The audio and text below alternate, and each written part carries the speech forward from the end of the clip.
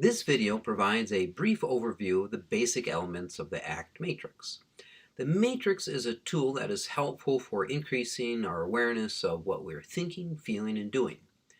The basic idea behind the matrix is that by noticing the different elements of our experience, we can move from being on automatic pilot and being kind of trapped by our circumstances to having an experience of having choices and feeling that we are able to move toward what is important to us.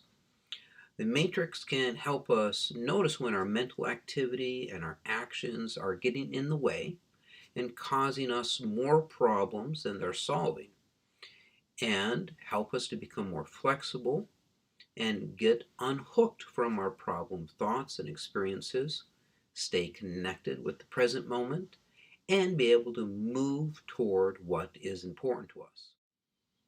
The first thing that you'll notice about the matrix is that there are two lines, one long vertical line here and a horizontal line across here. These two lines represent the two different dimensions of our experience that we can notice with the spotlight of our attention. And our spotlight is represented by this circle here. As I continue to describe the matrix to a person, what I'll have them do is hold the matrix in their hand, which is a piece of paper with a diagram on it, and then use their five senses, their sight, sound, smell, taste, and touch, and have them describe what it is that they see. I'll have them give colors, shape, have them rattle it with their hands, have them notice what it sounds like, what it feels like with their fingers, and maybe even what it smells like. Most people obviously don't want to taste it, but then they recount to me what it is that they're experiencing. Then I'll have them put the paper out of their sight, and in doing that, I have them turn the spotlight of their attention toward their mental experiences. And what do they notice about what their mind recounts about that experience? So the focus of the matrix is to help us notice differences. So then at the end of that little exercise, I'll say, well, what was the difference in your experience between handling it and giving the five sense experience and how you experienced the matrix as it was just something that you were recalling? Some people who are already tuned into some of these differences and quite aware, they might even be able to say that what they noticed is that their attention was on the present moment. It was not off here in the past, it was not over here in the future, but it was fully engaged in the present moment. And that would be a very useful observation. One, if they didn't make it, I would help make that observation for them, because we would come back to that. That's going to be a useful technique for us to be aware that when we're focused on the present moment, our mind is not in other time dimensions. Then we'll begin to focus on the differences that we can be aware of when we become tuned into what is important to us.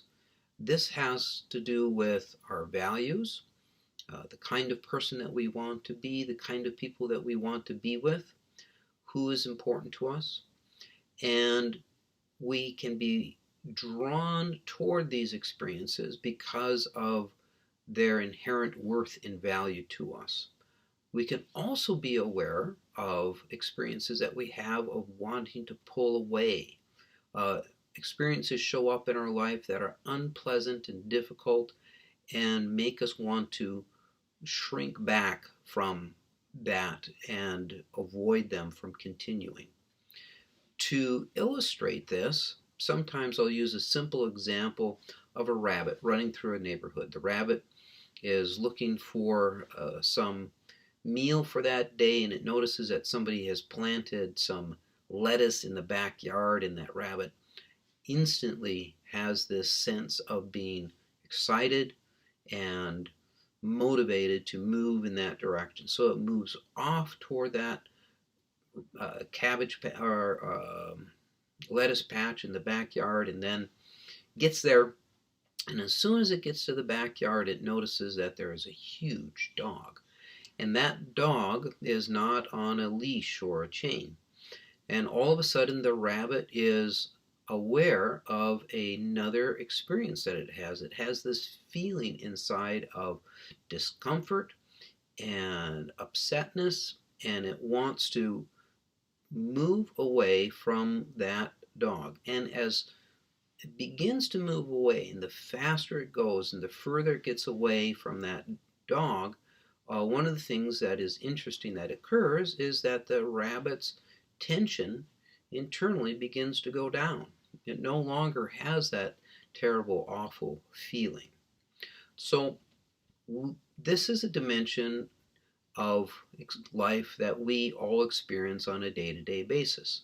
Just picture a college student wanting to go out on a date with somebody, notices somebody across the cafeteria that he'd like to talk to, and decides, well, I'm going to head off and see what I can do to meet this person and start up a conversation. So he begins to walk toward this individual.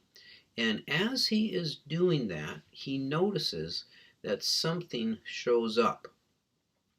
And what shows up is a memory. And this memory shows up and it says to him, hey, do you remember the last time that you tried to talk to somebody here in the cafeteria? It really turned out poorly. And then he notices something else that shows up. He notices an emotion. Some anxiety starts to show up. And then he notices some tension throughout his body and tension in his chest. And the thought starts coming to him, what if this turns out horribly? What if you end up not being able to think of what to say when you show up over there? So all of a sudden, this shows up and starts to interfere or get in the way of him moving forward. And he decides to walk out of the cafeteria, walks right past the person he wanted to talk to, and goes out the door. And so as he goes out the door, he instantly has a reduction in the tension that he experienced. Most people can relate to something like this. The matrix is a tool that we can use to help notice the difference between our five sense experiences and our mental experiences, be able to notice the difference of what we're drawn toward and what we pull away from. And the exercises that are used within ACT, such as diffusion, self as context, contact with the present moment, acceptance, commitment, these are all things that are going to be then helpful in increasing a person's flexibility so that they can actually move toward what is important. But the whole process begins with this, being able to pay attention and to notice. We're not going to be able to separate out our experiences, look carefully at our thoughts, at our emotions, at these memories, self-concepts that we have, unless we are able to notice what it is that we're thinking about and what's going on, both in our five sense experiences and in our mental experiences. After explaining about the different dimensions of the ACT matrix, I spend a little bit of time identifying with the person what is important to them and who is important to them. Just for a beginning, I'll have them list maybe just 2 or 3 things. Maybe they're going to list their family or work or health as what is important to them. Later on in the therapy, I'm going to be spending a considerable amount of time with this, looking at 10 different areas of their life and helping them identify in each area what is important. A basic idea of ACT is that we have values in many different areas of our life, but we often do not live consistently with our values. And there's a gap between how we live and what we hold as important. And this gap between these two things accounts for a lot of the distress and unhappiness that we experience. The next area that we begin to explore is what gets in the way. I'll generally say something about a person's values. I'll say, well, you said spending time with your children is important to you, or being effective in the work that you do is important to you. What is it that gets in your way from you being able to do that as freely and fully as you would like? And they will say, well, I have this pain. This pain shows up and it really gets in my way. I have doubt that I'm going to be able to do it. I have these memories of past experiences that didn't work out well. Um, I get anxious. I have fear. I am, exhausted from not being able to sleep. Um, I have all kinds of thoughts that just really upset me, and I spend a lot of time just wrestling with these thoughts, and that interferes with my being able to do the kinds of things that are important to me. At this point in the process, I want to help a person understand and make a connection and be more aware of that when tension occurs, things show up in their life that are getting in their way. They become anxious and depressed. They have pain. They have doubt. They have all these memories that tell them that change just isn't possible, and it really interferes with them being able to move forward. When that happens, they have some go-to strategies, something that they do on automatic pilot. And they might not be aware of it, but I'm going to help them pay attention a little bit and notice what it is that's happening. And a person will say, yeah, there are some things that I do. I watch TV. I play on my phone.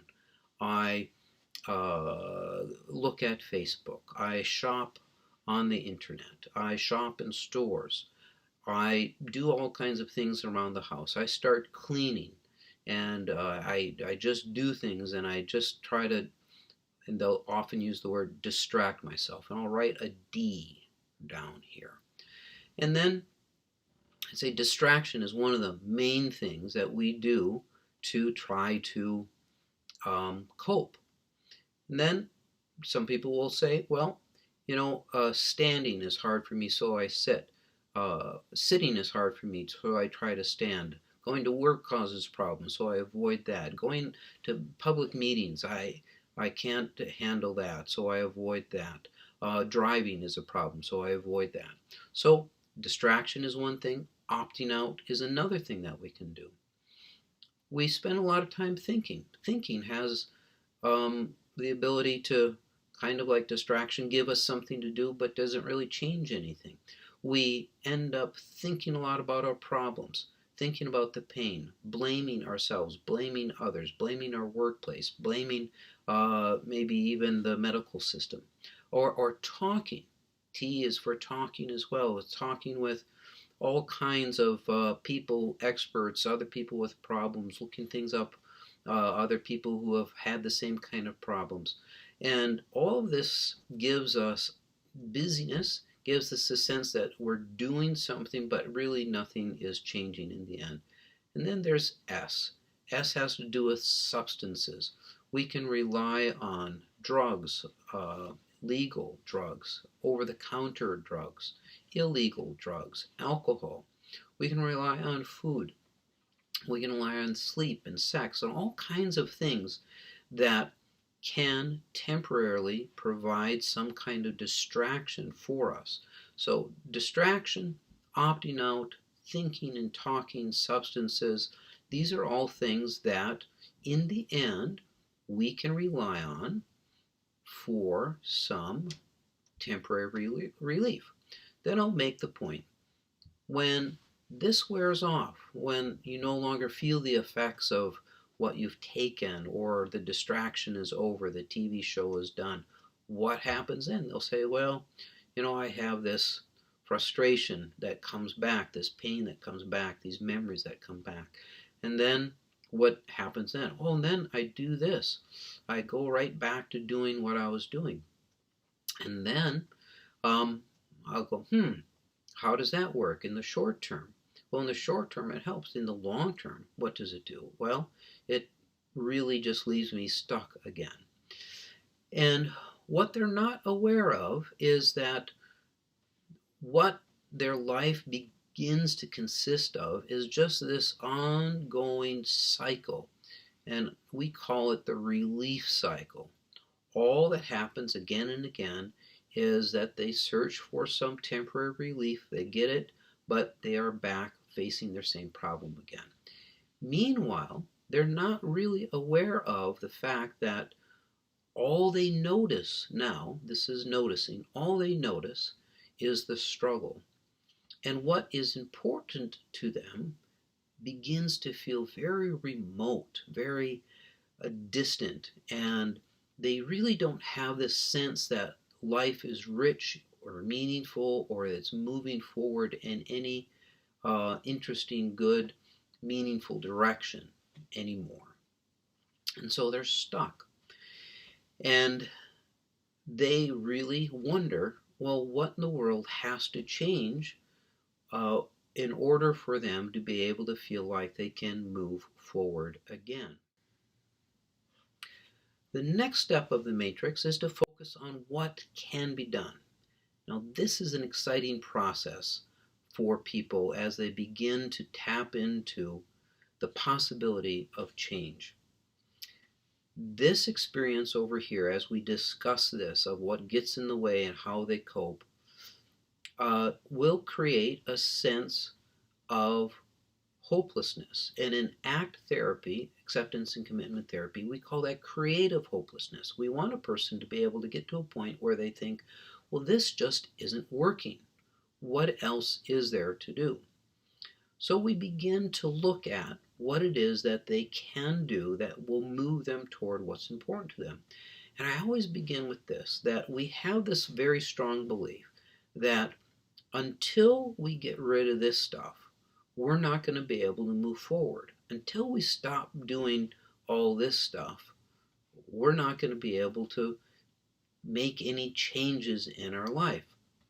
And then I make this suggestion to a person that just imagine for a moment that somebody showed up and they were able to take a magic wand and get rid of this whole left side of the matrix. And it was just magically no longer there. And I ask, what is it that you would do? And then I become very specific. How would you sound when you talked? Who would you talk to? How would you spend your day? How would you dress? How would you respond to problems, big problems, little problems? Who would you spend time with? What hobbies would you develop? What would you learn? What would you want to develop and create and design? And who would you spend time with? And as they begin to describe that, I make a suggestion that this belief that we have to get rid of all this stuff before we can do these important things that will move us toward what's important is inherently wrong. That it's a false belief. That we can learn how to grab all this stuff that's here, put it in a wagon, and drag it along with us as we move toward what's important. And as that happens, as we begin to move toward what's important, we have this exciting experience of having a sense of reward, of satisfaction. And that sense of reward really begins to motivate us to do even more. So you see, this is going to take a lot of commitment. It means that we're going to have to push through things that are difficult. We're going to have to learn how to accept. We're going to have to learn how to unlink ourselves from how we are so influenced by our thoughts, emotions, and experiences. These are all concepts and act that are going to have to be introduced. So we're going to have to do these things. We're going to have to learn how to stay connected in the present moment. And we're going to have to learn how to maybe see ourselves a little bit differently in order to do this. But it's going to be possible as we begin to have this rewarding sense that we're moving in a direction that is really truly meaningful to us. And this sets up a new cycle. This sets up what is called the satisfaction cycle. As the satisfaction cycle takes over, a person is really able to make long-lasting changes in how they relate to themselves and to the world around them. And the three elements that are necessary for us to be able to move in that direction are learning how to let go over here, learning how to stay connected to the present moment, and learning how to move forward toward what is important to us. These are the three basic elements of psychological flexibility that are introduced through the acceptance and commitment therapy process. The key to being able to move forward is centered on our ability to notice what is happening. ACT is based on a theory called relational frame theory. And without getting into the specifics of that, the general idea is that we have a difficult time when we have our five sense experiences get transformed into our mental experiences. Picture a tiger that shows up, and a tiger creates a sense of fear in a person, and the person runs.